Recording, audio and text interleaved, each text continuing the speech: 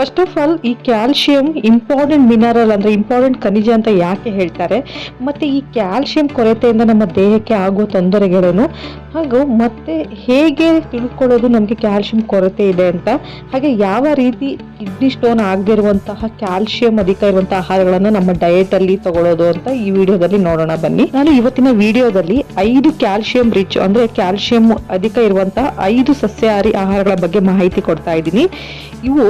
ಈ ಒಂದು 5 ಆಹಾರಗಳು ಹಾಲಿಗಿಂತ ಹೆಚ್ಚು ಕ್ಯಾಲ್ಶಿಯಂ ಇರುವಂತಹ ಆಹಾರಗಳು. ಈ ಆಹಾರಗಳನ್ನು ನೀವೇನಾದರೂ ನಿಮ್ಮ ದೈನಂದಿನ ಆಹಾರ ಕ್ರಮದಲ್ಲಿ ಅಳವಡಿಸ್ಕೊಂಡ್ರೆ ನೀವು ಲೈಫ್ ಲಾಂಗ್ ನೀವು ಕ್ಯಾಲ್ಶಿಯಂ ಟ್ಯಾಬ್ಲೆಟ್ ತಗೊಳ್ಳೋ ಅವಶ್ಯಕತೆನೇ ಬರೋದಿಲ್ಲ. ಹಾಗೆ ನಿಮ್ಮ ಇಡೀ ವಯಸ್ಸಿನಲ್ಲೂ ಕೂಡ ನಿಮ್ಮ ಬೋನ್ ಸ್ಟ್ರಾಂಗ್ ಆಗಿರ್ಲಿಕ್ಕೆ ತುಂಬಾನೇ ಸಹಕಾರಿಯಾಗುತ್ತೆ.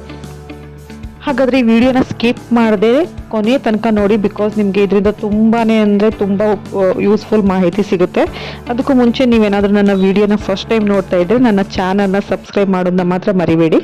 ನೋಡಿ, ಈ ಕ್ಯಾಲ್ಶಿಯಂ ಎಂಬ ಮಿನರಲ್ ನಮ್ಮ ದೇಹಕ್ಕೆ ಎಷ್ಟು ಅತ್ಯಗತ್ಯವಾಗಿ ಬೇಕಾಗಿರುವುದು ಅಂತ ಅಂದರೆ ನಮ್ಮ ಬೋನ್ ಸ್ಟ್ರೆಂತ್ ಅಂದರೆ ನಮ್ಮ ಎಲುಬುಗಳು ಮೂಳೆಗಳ ಆರೋಗ್ಯಕ್ಕೆ ಮತ್ತು ನಮ್ಮ ಹಲ್ಲಿನ ಆರೋಗ್ಯಕ್ಕೆ, ಹಾಗೆ ನಮ್ಮ ಹೃದಯದ ಆರೋಗ್ಯ ಕಾಪಾಡಿಕೊಳ್ಳಿಕ್ಕೆ ಮತ್ತು ನಮ್ಮ ಮಸಲ್ ಮಾಸ್ ಇಂಪ್ರೂವ್ ಮಾಡ್ಕೊಳ್ಳಿಕ್ಕೆ, ಹಾಗೆ ನರ್ವ್ಸ್ ಅಂದರೆ ನರಕೋಶಗಳ ಆರೋಗ್ಯಕ್ಕೆ ಪ್ರಮುಖವಾಗಿ ಬೇಕಾಗಿರುವಂತಹ ಖನಿಜ ಅಂದರೆ ಅದು ಕ್ಯಾಲ್ಶಿಯಂ ಮಾತ್ರ.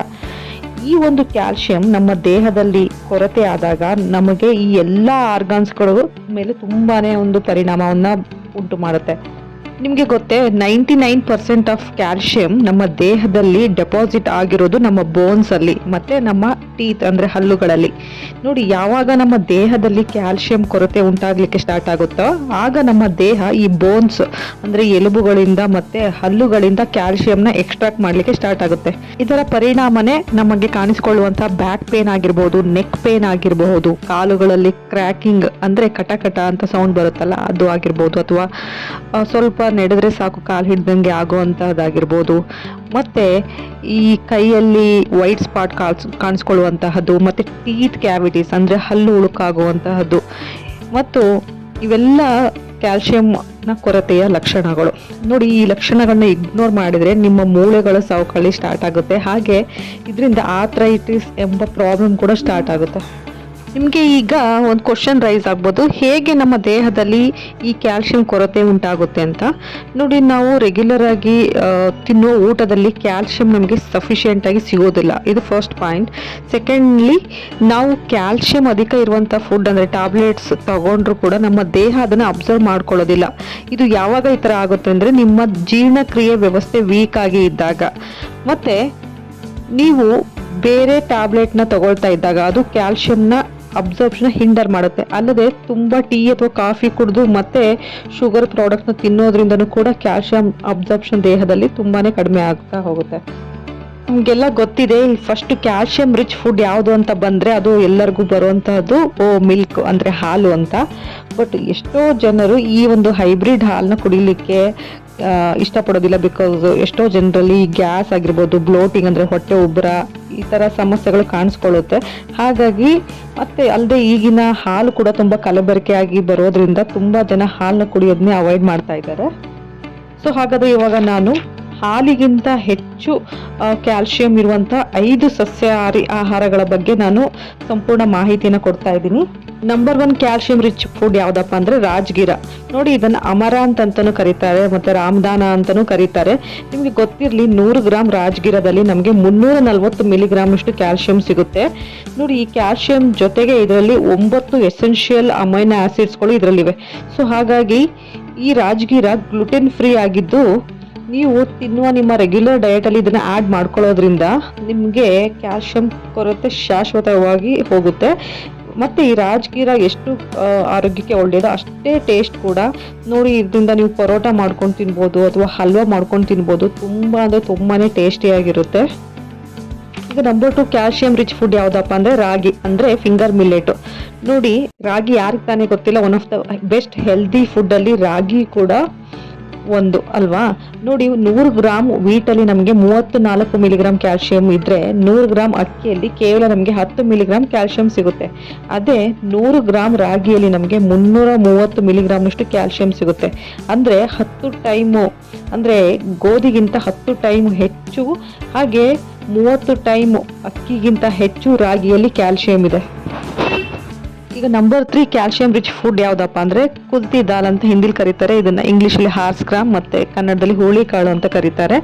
ನೋಡಿ, ಎಲ್ಲ ಕಾಳುಗಳಿಗೆ ಹೋಲಿಸಿದ್ರೆ ಹುಳಿ ಕಾಳಲ್ಲಿ ಹೆಚ್ಚು ಕ್ಯಾಲ್ಸಿಯಂ ಸಿಗುತ್ತೆ. ಅಂದರೆ 100 ಗ್ರಾಮ್ ಹುಳಿ ಕಾಳಲ್ಲಿ ನಮಗೆ 300 ಮಿಲಿಗ್ರಾಮ್ನಷ್ಟು ಕ್ಯಾಲ್ಸಿಯಂ ಸಿಗುತ್ತೆ. ನೋಡಿ, ತುಂಬ ಜನ ಅಂದ್ಕೊಳ್ತಾರೆ ತುಂಬ ಕ್ಯಾಲ್ಸಿಯಂ ಇರೋ ಫುಡ್ ತಿಂದರೆ ಕಿಡ್ನಿ ಸ್ಟೋನ್ ಆಗುತ್ತೆ ಅಂತ.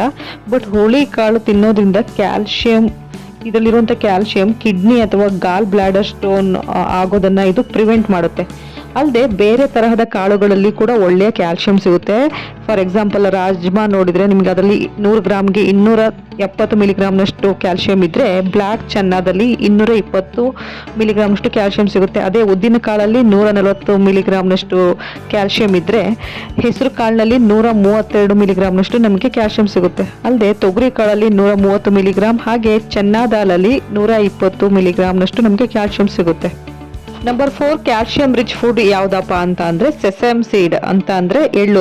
ನೋಡಿ, 100 ml ಹಾಲಲ್ಲಿ ನಮಗೆ 125 ಮಿಲಿಗ್ರಾಮ್ನಷ್ಟು ಕ್ಯಾಲ್ಸಿಯಂ ಸಿಕ್ಕರೆ ಅದೇ 100 ಗ್ರಾಮ್ ಎಳ್ಳಲ್ಲಿ ನಮಗೆ 975 ಮಿಲಿಗ್ರಾಮ್ನಷ್ಟು ಕ್ಯಾಲ್ಸಿಯಂ ಸಿಗುತ್ತೆ. ಅಂದರೆ ನಿಮಗೆ ನಂಬೋಕ್ಕಾಗುತ್ತಾ? ನೋಡಿ, ಆಲ್ಮೋಸ್ಟ್ ಹಾಲಿಗಿಂತ 8 ಪಟ್ಟು ಹೆಚ್ಚು ಕ್ಯಾಲ್ಸಿಯಂ ಈ ಎಳ್ಳಲ್ಲಿದೆ. ಸೊ ಕ್ಯಾಲ್ಸಿಯಂ ಹೊರತುಪಡಿಸಿ ಈ ಎಳ್ಳಲ್ಲಿ ಮೆಗ್ನೀಷಿಯಂ, ಮ್ಯಾಂಗನೀಸ್, ಜಿಂಕ್ ಈ ಮಿನರಲ್ಸ್ ಕೂಡ ತುಂಬ ಚೆನ್ನಾಗಿ ಇದೆ. ಇದರಿಂದ ನಮಗೆ ಕೇವಲ ಕ್ಯಾಲ್ಸಿಯಂ ಅಬ್ಸಾರ್ಪ್ಷನ್ ಮಾತ್ರ ಸಹಾಯ ಮಾಡೋದಲ್ಲದೆ ನಮ್ಮ ಮೂಳೆಗಳನ್ನು ಸ್ಟ್ರಾಂಗ್ ಆಗಿ ಇಡಲಿಕ್ಕೆ ತುಂಬಾ ಸಹಕಾರಿ ಈ ಎಳ್ಳು. ನಂಬರ್ 5 ಕ್ಯಾಲ್ಸಿಯಂ ರಿಚ್ ಫುಡ್ ಯಾವುದಪ್ಪ ಅಂದರೆ ಚೂರ್ಣ. ಇದನ್ನು ಕನ್ನಡದಲ್ಲಿ ಸುಣ್ಣ ಅಂತ ಕರಿತೀವಿ. ನೋಡಿ, ಈ ಕ್ಯಾಲ್ಸಿಯಂ ಎಂಬ ಶಬ್ದ ಲ್ಯಾಟಿನ್ ವರ್ಡ್ ಕಾಲ್ಕ್ಸ್ ಇಂದ ಬಂದಿರುವಂತಹದ್ದು. ಇದರ ಅರ್ಥ ಲೈಮ್ ಸ್ಟೋನ್ ಅಂದರೆ ಚೂರ್ಣ ಎಂದರ್ಥ. ನೋಡಿ, ನಿಮಗೆ ಆಶ್ಚರ್ಯ ಎನಿಸ್ಬೋದು ಸುಣ್ಣ ಹೇಗೆ ತಿನ್ನಲಿಕ್ಕೆ ಆಗುತ್ತೆ ಅಂತ. ನೋಡಿ, ಸುಣ್ಣದಲ್ಲಿ ಎಡಿಬಲ್ ಗ್ರೇಡ್ ಅಂದರೆ ತಿನ್ನಲಿಕ್ಕೆ ಯೋಗ್ಯವಿರುವ ಗ್ರೇಡ್ ಸುಣ್ಣ ಕೂಡ ನಮಗೆ ಸಿಗುತ್ತೆ. ನಾನು ಹೇಳ್ತಾ ಇರೋದು ಕಮರ್ಷಿಯಲ್ ಸುಣ್ಣ ಅಲ್ಲ. ಅಂದರೆ ಈ ಮನೆಗೆ ಪೇಂಟ್ ಮಾಡಲಿಕ್ಕೆ ಅಂದರೆ ವೈಟ್ ವಾಶ್ ಮಾಡಲಿಕ್ಕೆ ಯೂಸ್ ಮಾಡ್ತಾರಲ್ಲ ಆ ಸುಣ್ಣ ಅಲ್ಲ. ಆ್ಯಕ್ಚುಲಿ ಏನಪ್ಪ ಅಂದರೆ ಇದೇ ಸುಣ್ಣವನ್ನು ಪ್ಯೂರಿಫಿಕೇಶನ್ ಅಂದರೆ ಶುದ್ಧೀಕರಣ ಮಾಡಿ ಎಡಿಬಲ್ ಸುಣ್ಣವನ್ನು ತಯಾರಿಸೋದು. ನೀವು ಈ ಸುಣ್ಣವನ್ನು ಪಾನ್ ಶಾಪ್ಗೆ ಹೋದಾಗ ಅಥವಾ ಗ್ರಾಸರಿ ಶಾಪ್ಗೆ ಹೋದಾಗ ನಿಮಗೆ ಅಲ್ಲಿ ಎಡಿಬಲ್ ಸುಣ್ಣ ಸಿಗುತ್ತೆ. ನೋಡಿ, 1 ಪಿಂಚ್ ಆಫ್ ಸುಣ್ಣದಿಂದ ನಿಮಗೆ ಸಫಿಷಿಯೆಂಟ್ ಆಗಿ ಬೇಕಾಗಿರೋಷ್ಟು ಕ್ಯಾಲ್ಸಿಯಂ ಸಿಗುತ್ತೆ.